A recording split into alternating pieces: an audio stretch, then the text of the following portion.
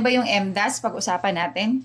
So, MDAS stands for multiplication, division, addition, subtraction. So, ito pinagsama ko sa isang group, yung multiplication, division. Ibig sabihin kasi kahit alin ang mauna sa kanilang dalawa, depende sa given.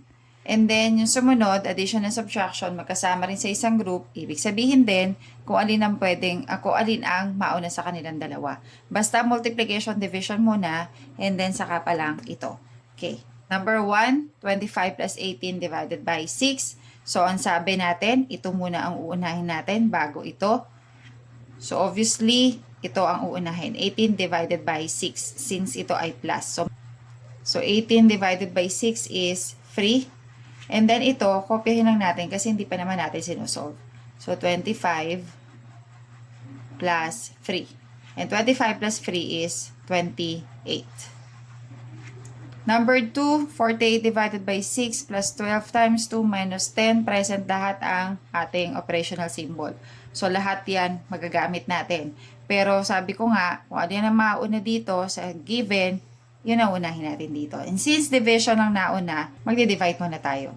So, 48 divided by 6 is 8. Tapos, kopyahin lang natin yan, plus 12 times 2 minus 10. Papakita ko yung isang solution wherein pwede naman ninyo pagsabayin tong dalawa. Pareho lang magiging sagot. Okay, isa-isahin ko muna ha. Step by step muna. So, 12 times 2 is 24. And then ito, kopyahin natin, 8 plus, and then ito, minus 10. 8 plus 24 is 32, minus 10 is 22. Ayan. So, ito yung isa na solution. Kopyahin ko lang. So, pagsabayin na natin. No, 48 divided by 6 is 8.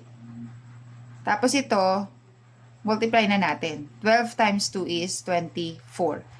May plus sign dito, so copy natin yung plus sign, and then itong hindi pa natin na susubtract. Then itong minus 10. Tapos, saka tayo mag addition and subtraction, 22. Number 3, 100 minus 8 times 5 divided by 4. So, unahin natin tong multiplication. 8 times 5 is 40. Tapos ito, kopyahin natin, 100 minus 40 divided by 4. Kopyahin lang din.